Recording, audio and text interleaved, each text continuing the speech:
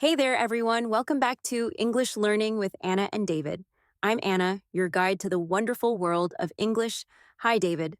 Hi, Anna, and I'm David, your co pilot on this linguistic adventure. Before we dive into the nitty gritty of grammar, how's everyone doing? How did you spend your week? Will David, it was amazing. I did a lot of things. Listeners, we're thrilled to have you here because today's episode is not just about grammar, it's about having a blast while mastering the art of English sentences.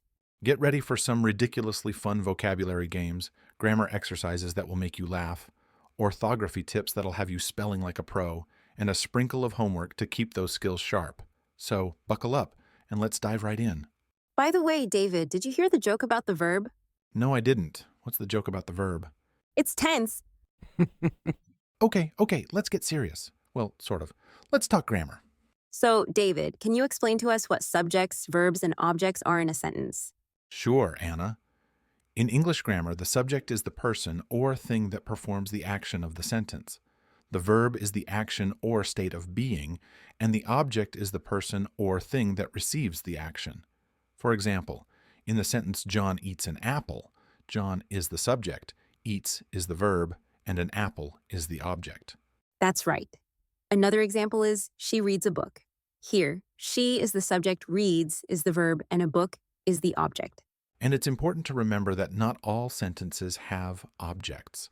For instance, in he sleeps, he is the subject, and sleeps is the verb.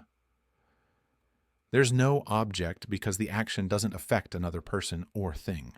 Exactly. Understanding these basic components helps you form clear and correct sentences in English. And don't worry, everyone. We will practice more to make sure you understand how to use subjects, verbs, and objects in different sentences. Now, let's learn some new vocabulary related to grammar. Our first word is subject.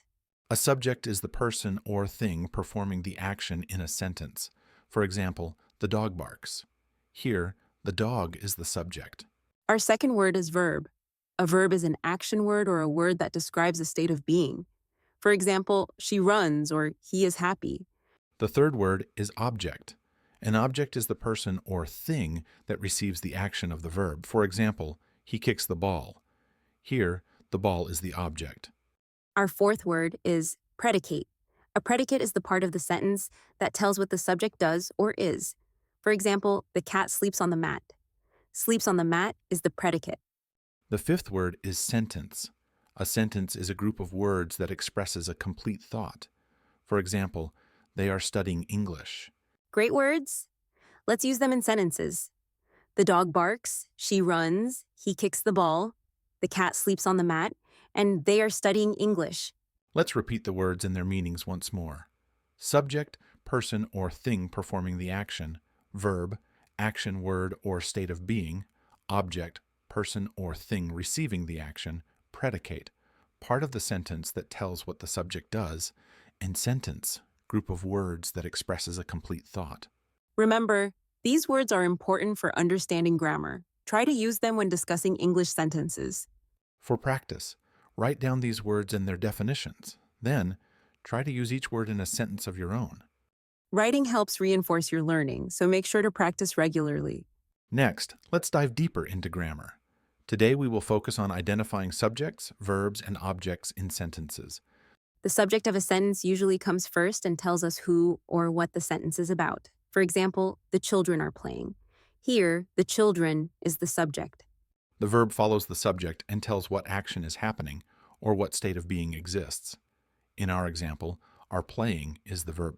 The object, if there is one, comes after the verb and shows who or what is receiving the action. For example, she reads a book. A book is the object.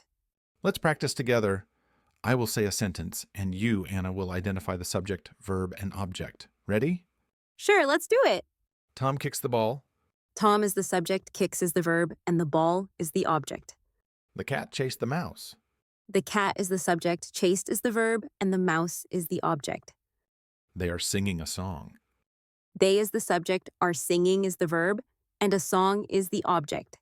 Great job. And listeners, you can practice this at home. Think of some sentences and try identifying the subjects, verbs, and objects. And remember, practice makes perfect. The more you practice, the better you'll get. Here's another exercise. Write 5 sentences of your own and identify the subject, verb, and object in each one. That's a fantastic way to practice. It helps you understand how sentences are structured and improves your grammar skills. And if you need inspiration, think of funny scenarios, like the hamster stole my homework. I'd love to see that. The hamster is the subject, stole is the verb, and my homework is the object. Now, let's talk about orthography, which is a fancy word for spelling. Good spelling is important for writing in English. Let's practice spelling some of the new words we learned today. David, can you spell subject for us? Sure. S-U-B-J-E-C-T subject. Great, now let's spell verb. V-E-R-B verb. Perfect. Finally, let's spell object. O-B-J-E-C-T object. Excellent. Remember to practice spelling these words at home. And here's a tip for improving your spelling.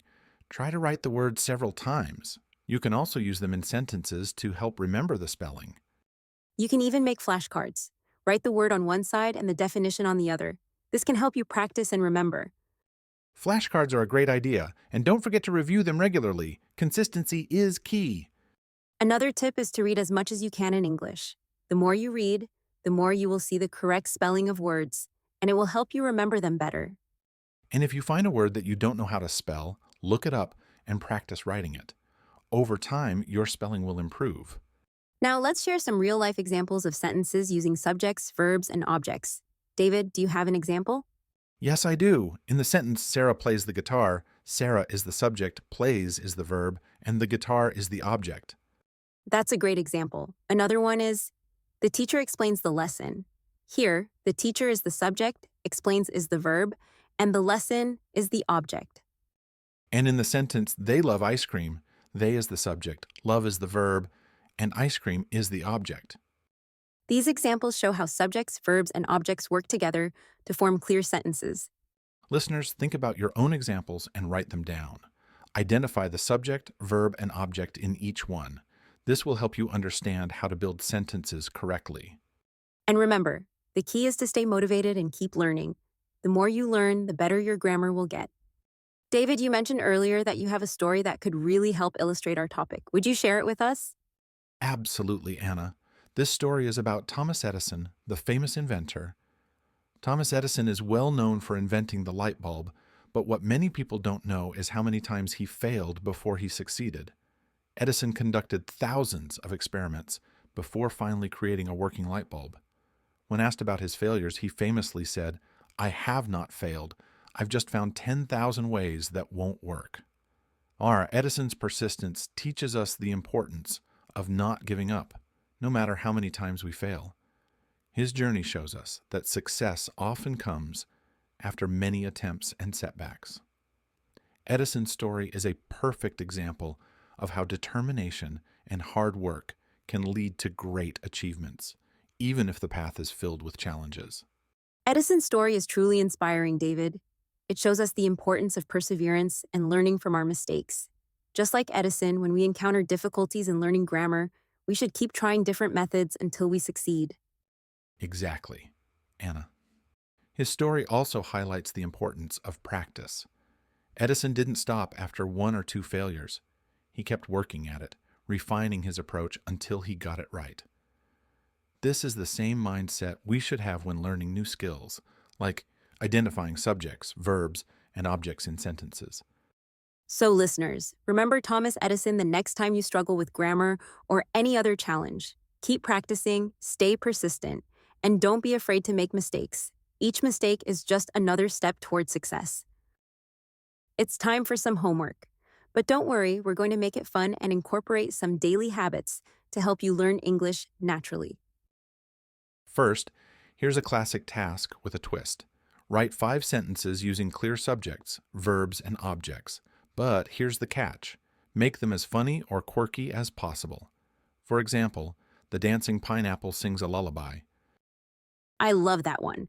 Next, try to incorporate English into your daily routine. For instance, every morning while brushing your teeth, think of 3 new words you've learned and use them in a sentence. Trust us, it's hard to forget words when you're staring at yourself in the mirror with toothpaste foam. Another idea, while cooking or eating, label items in your kitchen in English. You'll learn new vocabulary and have fun figuring out how to say spatula and whisk in English. And how about this for a fun activity? Each day, write a short diary entry in English about something funny or unusual that happened to you. Keep it lighthearted and humorous, like, today my dog tried to chase his own tail and ended up bumping into a wall. Silly dog.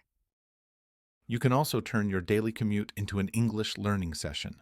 Listen to English podcasts or audiobooks.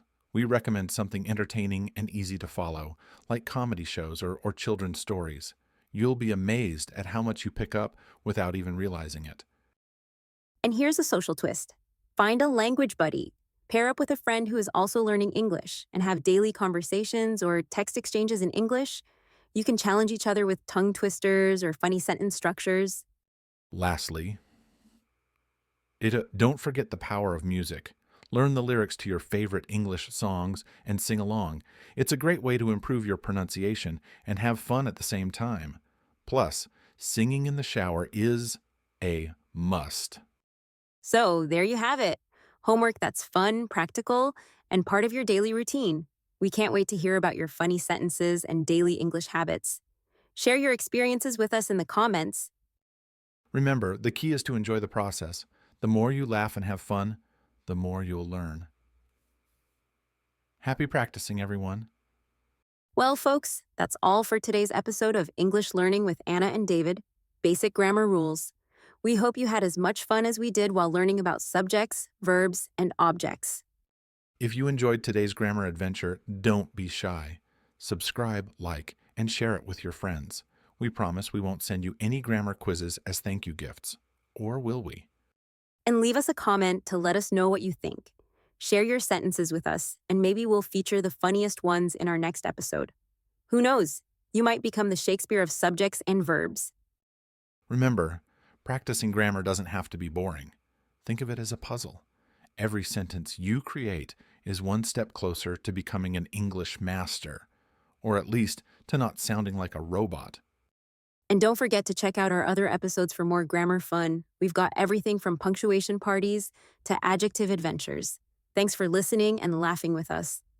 See you next time. Keep those verbs active and your subjects interesting. Bye. Bye! And remember, even if your grammar isn't perfect, you're perfectly awesome.